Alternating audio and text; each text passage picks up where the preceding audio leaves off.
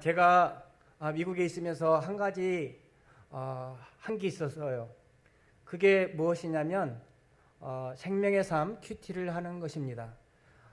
큐티는 여러 가지 우리나라에 종류가 있지만 저에게는 이 생명의 삶이라는 그것을 가지고 하루도 빼놓지 않고 이렇게 큐티를 하면서 지난 5월달, 6월달 고린도전서를 묵상하면서 그 고린도전서를 하나하나 읽어볼 때 옛날에 느껴보지 못했던 교회의 문제들을 쫙 이렇게 살펴볼 수 있는 시간을 갖게 되었습니다. 그러면서 이 사도 바울이 고린도 교회에 한 가지 한 가지의 문제를 지적하면서 그 문제를 해결해 주는 그런 모습을 보면서 우리 인생에도 이러한 모든 문제가 너무 많이 있는데 이러한 문제들을 하나하나 해결할 수만 있다면 우리는 너무나 행복하고 기쁠 거예요. 그러나 이러한 문제들을 하나하나 해결하기가 어려운 그런 시대에 살고 있는 것이 우리의 현실입니다. 그래서 사람은 누구나 다 쓴뿌리를 가지고 있어요. 특별히 이 쓴뿌리는 태어난 자기 부모님에게 영향을 받고요. 또 어린 시절 학교를 다니면서 선생님이나 사랑하는 사람, 또 이웃집 아저씨, 또 다른 사건을 통해서 거기에서 큰 상처를 받아서 그것을 일평생 가지고 가는 것이 우리의 삶입니다. 그래서 내 내면의 상처는 누구나 다 가지고 있어요. 그래서 이 내면의 상처를 어떻게 쉽게 풀어가느냐에 따라서 자식에게 그 내 상처를 물려주지 않고 행복한 인생의 삶을 살아갈 수 있는 방법을 터득하여 이 땅에 사는 동안 많은 사람을 도우며 많은 행복을 누리고 사는 사람들이 많이 있습니다. 그래서 사람들의 마음이 넓은 만큼 생각도 풍성하고 또한 생각도 넓어지게 됩니다.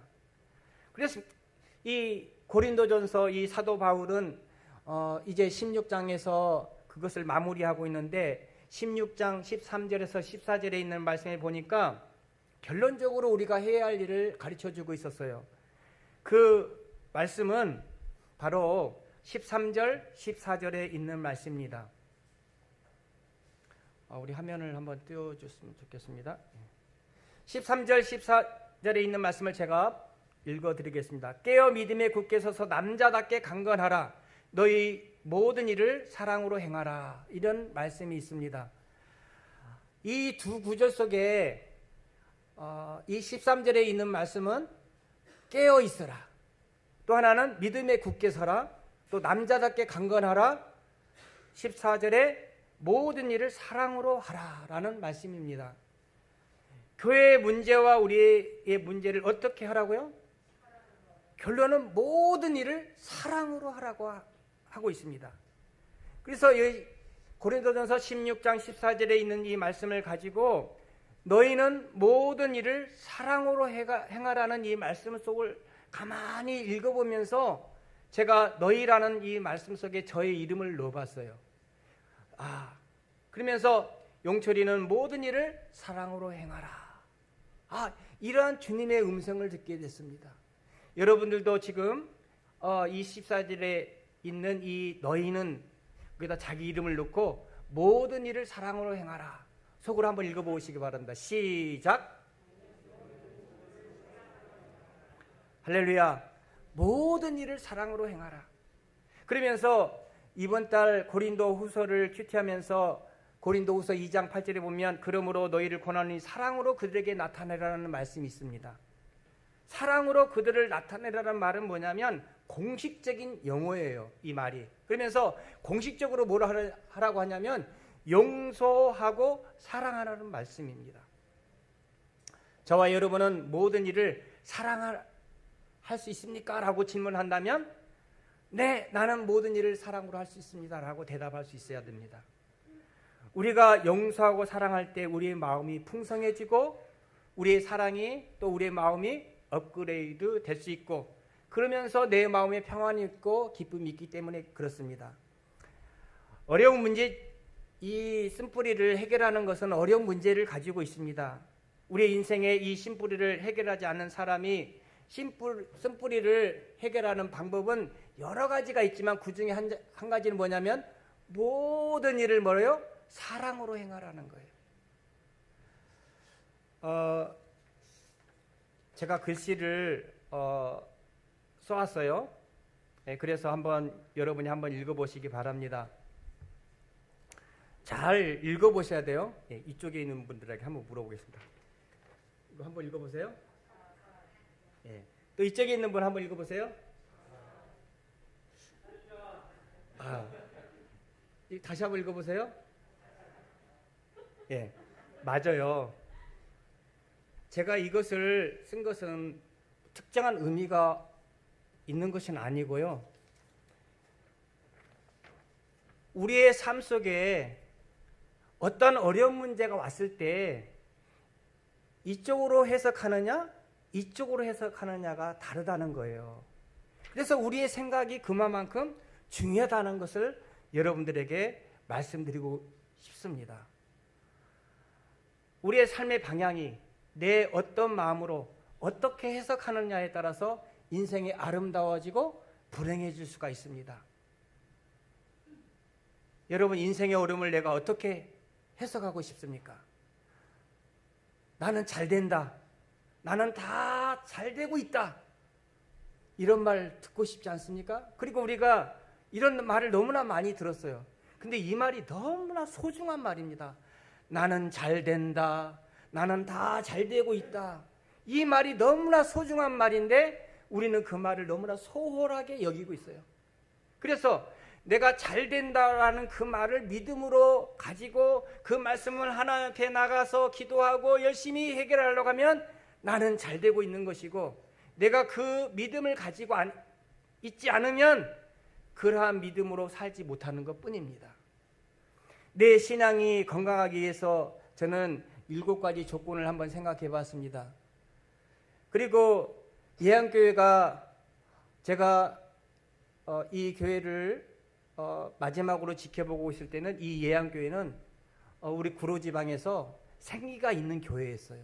찬양이 넘치고 어린이들 또 어른들 다 같이 예배드리고 그런 모습을 봤어요. 그런데 이 코로나로 인해서 우리의 생기를 많이 잃어버렸습니다. 그러면서 저는 오늘 이 예안교회에게 귀한 7가지 생기를 다시 얻고 성장하는 교회가 되고 우리의 마음도 풍성하는 그런 것들을 생각해 봤습니다.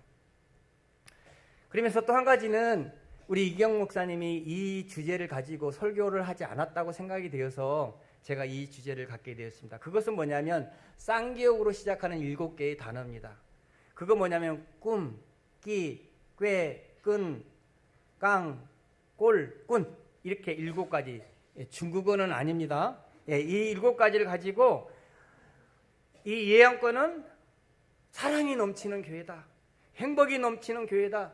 주님의 역사가 있는 교회야. 나는 축복받는 성도야. 나는 앞으로 잘 될 거야. 이렇게 선포하시기 바랍니다.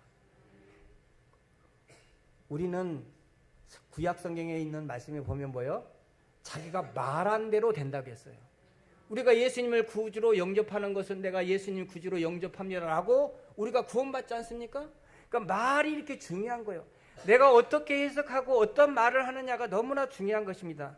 욥도 처음에 어려움을 당했을 때 정말 아내가 너는 욕하고 죽여라고 말할 정도로 어려운 그러한 상황이 있었고, 누구도 그를 냄새나고 또한 어려운 환경에 있는데 도와주려고 하지 않은 그런 상황 속에서도 또 친구들이 왔지만 그에게는 아무 도움이 되지 못했지만 마지막 하나님께서 나타나셔서 욥에게 간섭해 줄 때 욥이 이러한 고백을 했어요. 욥기 42장 5절 보면 내가 죽게 대하여 귀로 듣기만 하였사오나 이제는 눈으로 주를 배움나이다 라는 말씀을 하고 있어요. 그래서 이런 마음을 가지고 7가지를 생각해 보도록 하겠습니다. 첫째로 뭐냐면 예안교회는 꿈이 있습니다. 할렐루야. 나도 꿈이 있습니다. 할렐루야. 꿈이 있어요. 성령에 감동된 교회, 성령에 감동된 사람은 꿈이 있는 거예요. 그래서 그 꿈이 명확한 목표를 담긴 그 꿈을 바라보면서 희망과 소망을 바라보면서 오늘도 열심히 일하는 거예요. 열심히 사는 거예요. 왜? 희망이 보이고 소망이 있기 때문에. 믿는 사람은 예수님과 함께 꿈을 이루어 나가는 사람이에요. 저는 이것을 말씀 속에서 찾아볼까, 찬송가에서 한번 찾아볼까 하다가 찬송가에서 한번 찾아봤어요. 주여 지난밤 내 꿈에 배였으니 그 꿈 이루어 주옵소서. 밤과 아침에 계시로 보여주사 항상 은혜를 주옵소서. 밤과 아침에 계시로 보여주사 항상 은혜를 주옵소서. 이 은혜를 받기 위해서 내가 꿈을 가져야 합니다. 두 번째로 예한교회는 끼를 가지고 있어야 합니다. 그리고 나도 끼를 가지고 있어야 합니다. 고린도전서를 보면 9가지 은사가 나오는데요, 은사와 능력은 누구에게나 다 가지고 있습니다. 공부를 못한 사람도 끼가 있고, 공부를 잘하는 사람도 끼가 있고, 그렇지 못한 중간에 있는 사람도 다 누구나 인간에게는 끼가 있어요. 여러분 20명 30명만 모이면 무슨 일을 할 때 다 하는 사람이 나타납니다. 평상시에는 몰랐지만. 그래서 사람은 다 누구나 끼가 있는데, 이 끼는 기도하는 사람에게 주어지는 겁니다. 또 이 끼는 뭐예요? 하나님의 말씀을 읽는 사람에게 주어지는 것입니다. 그래서 끼는 능력이고 끼는 은사이며, 이 끼를 가지고 있기 때문에 교회에서나 가정에서나 회사에서 이 끼를 발휘하여 십자가의 복음을 전하며 그곳에서 사랑을 전하는 사람이 되는 것입니다. 그리고 남에게 자신의 재능을 통하여 무엇을 하냐면 봉사하고 섬기고 사랑할 줄 아는 사람이 되는 것입니다. 세 번째로는 예한교회는 뭐냐면 꾀가 있는 거예요. 나에게도 꾀가 있습니다. 이 꾀는 뭐냐? 지혜를 말합니다. 그리스도인으로서 성공적인 삶을 위한 참다운 지혜는 무엇일까? 여러분, 우리는 뭐 시험을 본다든지 또 진급을 한다든지 또한 장관이 된다든지 뭐 이런 걸, 또 국회의원이 되기 위해서 뭐 미리 막 기도를 하는데, 솔로몬은 어떻습니까? 솔로몬은 왕이 되기 전에는 기도하지 않았어요. 그런데 솔로몬은 왕이 된 다음에 1000번제를 드렸어요. 만약에 우리나라 사람이 대통령이 되기 전에는 막 기도했다면 대통령이 되고 나서는 기도 안 했을 거예요. 그런데 솔로몬은 왕이 되어달라고 기도는 하지 않았지만 왕이 된 다음에 하나님 앞에 열심히 기도를 하면서 하나님께 응답을 받았어요. 그거 뭐냐면 네가 원하는 게 뭐냐? 그래서 하나님 보시니까 장수도 구하지 않고 부도 구하지 않고 뭘 구했다고요? 지혜를 구한 거예요. 그래서 잠언이라는 것은 세상을 살아가는 데 지혜가 너무나 필요한 거예요. 그런데 이 세상에서 말하는 이 처세술이 아니에요. 잠언은 여호와 하나님 앞에서 세상을 바르게 살아가는 지혜를 가르쳐주고 있는데, 그 지혜는 뭐냐면 여호와 하나님을 경외하는 지식이 바로 지혜라는 거예요. 다른 말로 말하면 여호와 하나님을 경외하며 살아가는 것이 지혜 있는 삶이라는 것입니다. 그래서 우리는 하나님을 경외하는 사람이 되게 달라고 기도해야 합니다. 네 번째로는 예한교회는 깡이 있습니다. 또 우리 모두도 깡이 있습니다. 그럼 이 깡이 뭐냐면 영어로는 캐리지라고 했는데, 용기가 있어야 자신이 부딪혀오는 일들을 자신만만하게 해결해 나갈 수 있는 그런 것들을 말합니다. 마태복음 5장에 보면 해당장 야이로는 죽은 딸을 살려달라고 예수님 앞에 말할 때 예수님께서 해당장 이 야이로에게 두려워하지 말고 믿기만 하라 라고 얘기했어요. 실패를 두려워하지 않고 자신에게 다가오는 것들을 예수의 이름으로 담대하게 밀어볼 줄 아는 그러한 믿음이 있어야 된다는 겁니다.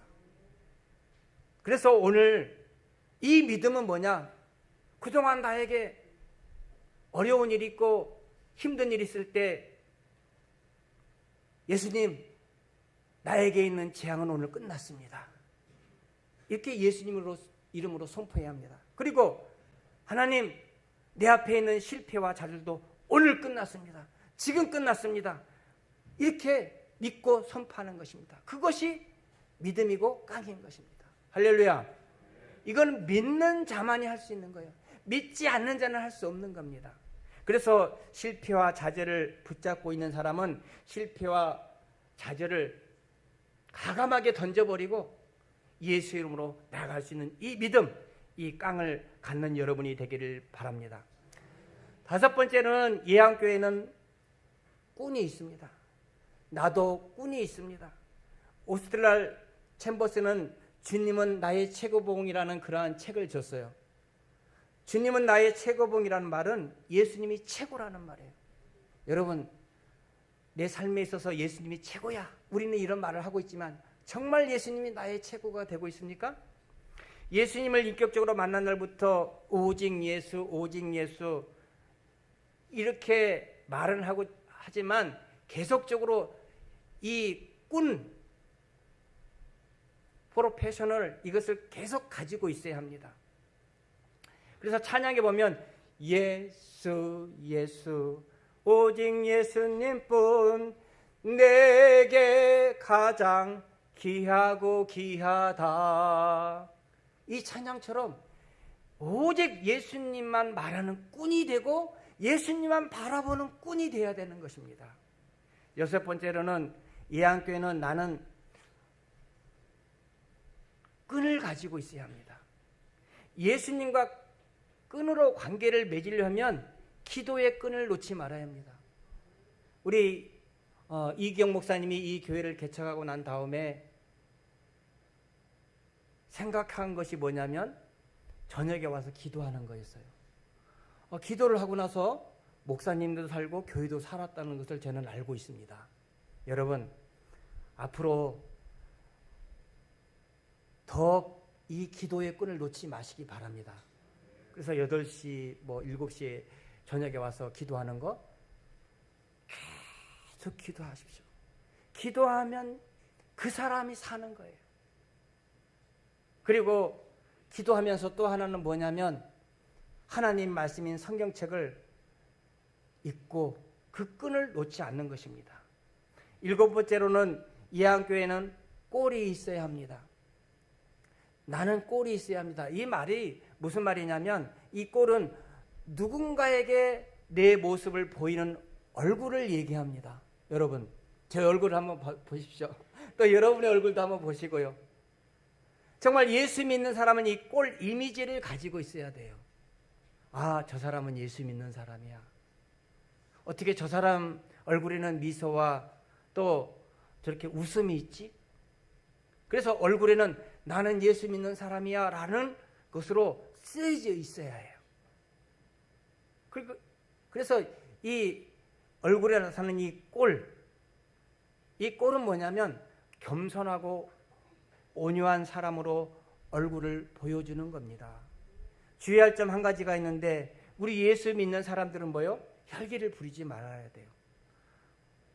아까 이기영 목사님이 저 소개할 때 대들었다고 하잖아요. 예, 저도 혈기도 부릴 줄 알고 그랬어요. 그런데 언젠가부터 내가 이래서는 안 되겠다. 내가 목사이기 전에 내가 예수 믿는 사람으로서 이렇게 혈기를 부리지 말아야지. 이런 마음을 갖게 됐어요. 여러분, 혈기 한번 부리면요, 내가 그동안 가지고 있던 겸손, 온유, 사랑 한순간에 다 떠나보내는 거예요.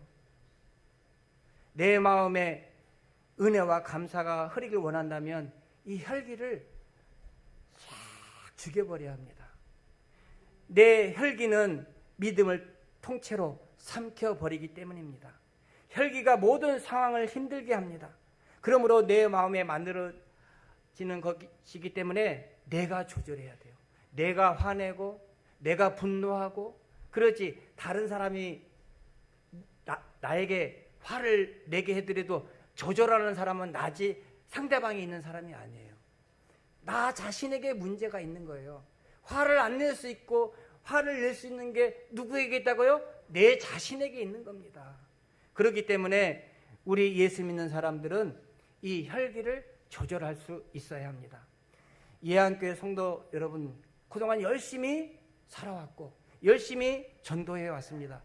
여러분, 코로나 전에 이 예안교회는 매일 커피 전도하고 또 영혼 구원을 위해서 얼마나 많이 노력을 했습니까? 앞으로도 더 열심히 봉사해야 합니다. 열심히 말씀도 읽고 기도 생활해야 합니다. 앞으로 더 열심히 해야 할 것이라고 생각이 됩니다. 그러면서 예수 믿는 사람들이 가져야 할 쌍기역 7가지를 생각하면서 끝이 좋아야 한다는 거예요. 제가 찬양을 하나 부르겠습니다. 내가 누려왔던 모든 것들이, 내가 지나왔던 모든 시간이, 내가 걸어왔던 모든 순간이 당연한 것 아니라 은혜였소. 이 찬양을 왜 이렇게 부르냐면, 내가 누려왔던 모든 것들이, 내가 지나왔던 모든 시간이, 내가 걸어왔던 모든 순간이 이제 끝이라는 그 단어 속에 은혜와 감사가 있어야 된다는 것입니다. 우리가 예수를 믿고 나서 끝이 은혜와 감사로 표현되고 열매로 맺어져야 되기 때문입니다. 깨닫기만 하면 안 돼요. 누가 못 깨달아서 믿음이 없나요? 깨닫기만 하면 안 되고, 이제는 코로나로 지난 다음에 코로나가 걸린 사람은 뭐요? 이제 깨달을 필요가 없고 뭐요? 바로 실전에 투입되어 내가 하나님의 감사와 은혜로 나타낼 수 있는 그런 믿음으로 여러분 역사하시기를 주님의 이름으로 축원합니다. 우리 그리스도인들이 잘 되고 안 되고는 내 삶의 인격이 너무나 중요합니다. 기도는 열심히 하는데 인격이 좀 그런 사람이 있다면 여러분 어떻게 생각이 되십니까? 하나님 말씀도 잘 알고 봉사도 열심히 하고, 그런데 인격이 좀 그렇다면 여러분 어떻게 그 사람을 바라보고 싶습니까? 인격은 그 사람의 됨됨이를 말하는 거예요. 인격이 성숙할수록 신앙생활도 성숙합니다. 여러분, 그 의미를 잘 깨달아 주시기 바랍니다. 그래서 신앙생활의 결론은 인격이에요. 하나님이 우리를 다 보고 계신다고 우리는 말하잖아요. 내가 무슨 생각을 하고 내가 무슨 행동을 하는지 다 하나님이 아신다고 하면서 우리는 엉뚱한 일을 할 때가 있어요. 그래서 우리는 하나님 없이는 인격도 성숙하지 못할 수 있습니다. 우리는 하나님 만날 때 성숙함이 있고, 하나님을 만날 때 행복이 있고, 하나님을 만날 때 기쁨이 있고, 하나님을 만날 때 소망이 있는 것입니다. 우리가 구약 성경을 보게 되면 중요한 삶 같은 것을 보여주고 있는데, 구약 성경에서 나오는 인물 중에 사무엘서를 보면 이스라엘 초대 왕 사울이 나옵니다. 사울 왕 다음으로는 다윗 왕이 나와요. 사울 왕과 다윗 왕의 시작은 거의 비슷하게 시작됩니다. 그럼에도 불구하고 사울 왕이 초대 왕이었기 때문에 더 화려함이 있었어요. 더 멋졌어요. 그리고 9장과 11장에서 보면 사울 왕의 첫 출발은 그 어느 누구보다도 초대 왕으로서 멋져 보였어요. 이와 같이 사울 왕의 첫 출발은 화려하고 멋져 보였음에도 불구하고 사무엘상 마지막 장인 31장에 보면 사울 왕의 마지막 장면은 어떻게 기록되어 있을까요? 쌍기역의 결론은 끝인데 사울 왕의 끝은 참으로 비참하고 비극적으로 마무리되는 것을 보게 됩니다. 그래서 7가지 쌍기역을 생각하면서 마지막으로 이 끝을 잘 마무리해야 된다는 것이죠. 내가 첫 번째 얘기했던 거 뭡니까? 드림을 얘기했어요. 예안교회는 꿈이 있습니다. 우리도 꿈이 있습니다 라고 하면 그 꿈과 함께 마무리를 잘 해야 된다는 거예요. 사무엘상 31장 9절과 10절에 보면 사울왕은 머리를 배임을 당하고 그의 시체가 벳산 성벽에 못박힘을 당하게 됩니다. 반면에 다윗왕은 어떻습니까? 왕의 자리에 오르기까지 사울에게 10년간 쫓김을 당하고 죽임을 당하는 장면이 한두 번이 아니었고, 그리고 왕의 자리에 올라서 자신의 아들에게 배신을 당하고 쫓김을 당하고, 그리고 자기를 이해하는 충신의 아내를 범하는 최악의 범죄까지 이르게 됩니다. 그럼에도 불구하고 다윗의 끝은 어떻게 마무리가 되고 있습니까? 다윗은 이스라엘의 성군으로 기록되고 있습니다. 역대상 29장 28절에 30절에 있는 말씀을 보면 다윗의 아름다운 마무리인 끝을 보여주고 있는 장면이 나옵니다. 28절 제가 한 절만 읽겠습니다. 그가 나이가 많아 늙도록 부하고 정기를 누리다가 죽음에. 여러분, 이 말을 들었을 때 우리도 적용해야 되지 않습니까? 그가 나이가 많아 늙도록 부하고 정기를 누리다가 죽었다. 여기에서 사울과 다윗의 차이는 무엇일까요? 저는 여기서 그의 차이가 인격이라고 보는 거예요. 인격의 토대는 하나님을 존중했는가 안 했는가, 이 차이라는 거예요. 그 인격의 차이가 어디로부터 오는가? 하나님을 정말 내 마음에, 우리가 오늘도 예배 드리는 이유가 뭐예요? 하나님을 존중하고 하나님을 예배하고, 그러기 위해서 오늘 우리가 이곳에 왔는데 사실은 뭐예요? 내가 하나님을 존중하고 있지 않았다는 거예요. 그런데 우리가 하나님을 존중하게 되면 달라지는 거예요. 우리의 삶이, 우리의 해석이 살자로 해석할 수 있는 마음이 열리는 것입니다.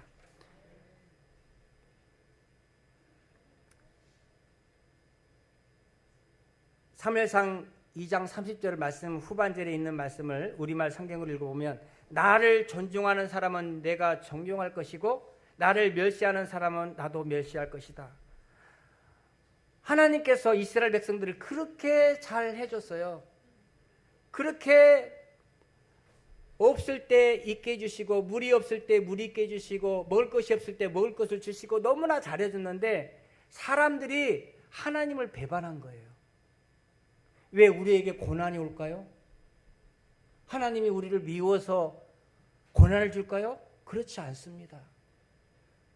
여러분, 내가 고난을 안 당하면 여러분 하나님 잘 믿을 것 같으세요? 하나님을 잘 안 믿을 것 같으니까 고난을 심어줘서 하나님 앞에 기도하게 만들고 하나님 앞에 말씀을 보게끔 만들어주는 것입니다. 하나님을 원망할 거 없어요. 우리는 하나님을 원망합니다. 그래서는 안 되고, 내가 하나님을 존중하지 않으면 배반하고, 쉽게 얘기하면 주일날 교회 안 나오고 예배 드리지 않고 하나님을 존중한다고 해놓고 거짓말하고, 그러니까 하나님께서 할 수 없이 뭐예요? 고난을 주시는 거예요. 누구에게나. 그래야 하나님을 찾으니까. 여러분, 우리가 창조주 하나님을 떠나면 다른 선택을 못해요. 사울왕이 나중에 왜 그런 결말을 가졌냐면, 처음에 사울왕이 하나님의 기름을 부음을 받아서 하나님 말씀대로 전쟁에 나갔을 때 승승장구하고 다 이겼어요. 근데 어느 순간부터 하나님의 말씀을 믿지 않은 거야. 그때부터 계속 전쟁을 하면 실패하고, 또한 자기에게 무슨 일을 할 때마다 잘 안 되는 거예요. 하나님 말씀을 떠나자 선택을 잘못하는 거예요. 계속 인생에 문제가 생긴 거예요. 그래서 우리 사람은요, 하나님 창조주를 떠나면 바른 선택을 하지 못하게끔 만들어 놓은 인간입니다. 여러분, 이제 2022년 6개월이 남았습니다. 우리는 이 바른 선택만 잘해도 올 한 해를 풍성하게 보낼 수가 있습니다. 여러분, 바른 선택은 인격이라고 했는데, 이 사람 됨됨이 하나님을 존중한 사람인데, 고린도 전후서에서 이 사도 바울이 말씀해 주었던 이 말씀, 제가 제일 먼저 얘기했죠. 하나님을 존중하고 바른 선택을 하게 되면 모든 일을 사랑으로 할 수가 있습니다. 우리가 아무리 내가 저 일을 사랑으로 할 수 있어도 이런 하나님을 존중하는 마음이 없이는 사랑으로 할 수가 없고 그런 능력으로 다가갈 수가 없기 때문에 그렇습니다. 우리의 인생은 누구에게나 바른 선택이 얼마나 중요한지 모릅니다. 하나님을 사랑할 때 바른 선택을 하게 되어 있어요. 바른 선택을 하게 될 때 돈은 저절로 따라오는 것입니다. 바른 선택을 할 때 사랑과 인간관계도 오게 됩니다. 하나님을 존중하면 바른 선택이 이루어지는 것입니다. 우리 한번 따라서 해보겠습니다. 하나님을 존중하자. 그러면 내가 바른 선택을 할 수 있다. 여러분, 바른 선택을 하지 못했기 때문에 내가 어려움을 당했지. 여러분, 오늘 누구 만날 것인가? 오늘 내가 어떤 계획을 어떻게 할 것인가? 다 선택해서 하잖아요. 그 선택이 내가 올바르면 다 좋은 거야. 근데 어느 순간 그것이 잘못된 선택을 하면 뭐예요? 오늘 하루가 어려움을 당하는 겁니다. 제가 이거 하나 마무리하고 마치겠습니다. 저희 처남이 30년 근속 경찰관이었어요. 또 이경 목사님이 제가 보니까 30년 근속 1989년에서 1989년도에 또 교회에서 30년 근속 패를 줬더라고요. 예. 정말 아름다운 30년을 보냈어요. 그런데 이 경찰관이었는데도 보이시핑에 걸려드는 거예요. 우리나라가 그 IT 강국에도 불구하고 이 보이시핑에 계속 당하는 거예요. 뿌리를 뽑지 못하는 거예요. 여러분이 혹시 5천만 원, 2천만 원, 3천만 원 내가 은행에서 대출을 받는다든지 그거 뽑아내잖아요. 어떻게 알고 전화가 오는 거예요. 그리고 거기에 속아 넘어가서 여러분 다 알고 있잖아요. 그래서 버튼 딱 누르는 순간 뭐예요? 아차, 내가 잘못했구나. 그때 깨닫는 거예요. 누르고 나서 그때 깨달아서 돈을 보내고 난 다음에 깨닫는 거예요. 우리의 삶이 그러는 거예요. 그러나 하나님을 존중하는 사람은 기도하면서 바른 선택을 하기 때문에 뭐예요? 실수가 없는 거예요. 하나님은 실수가 없으신 하나님이시잖아요. 실수가 없으신 하나님을 만났을 때 내 삶에도 실수가 없는 거예요. 여러분, 저는 이제 말씀을 마치려고 합니다. 우리가 바른 선택을 하기 위해서는 어떻게 해야 되느냐. 여러분, 오늘 제가 보니까 이 주보에 한번 다 들어보세요. 주보를. 그 앞면을 딱 피세요. 앞면에 보니까 여기 사무엘상 2장 30절에 있는 말씀이 나와 있습니다. 우리 큰 소리를 같이 한번 읽어보도록 하겠습니다. 시작. 그러므로 이스라엘의 하나님 나 여호와가 말하노라.